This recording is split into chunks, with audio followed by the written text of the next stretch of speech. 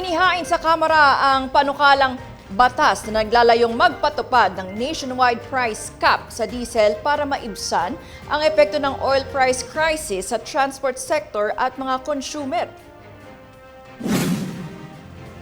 Iminungkahi ni Caloocan 2nd District Representative Edgar Eris ang Diesel Cap Act na magtatakda ng 70 pesos kada litro ng price cap sa diesel sa buong bansa.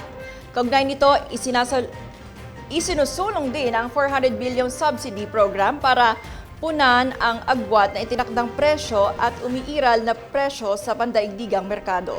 Ayon kay Erice, layunin ng panukala na mapapatag ang presyo ng krudo at maiwasan ang dagdag pasahe at pagtaas ng presyo ng mga bilihin. Binanggit din niya ang ilang bansa gaya ng South Korea na umano'y nagpapatupad ng katulad na mekanismo upang protektahan ang mga consumer laban sa pabago-bagong presyo ng langis sa pandaigdigang merkado.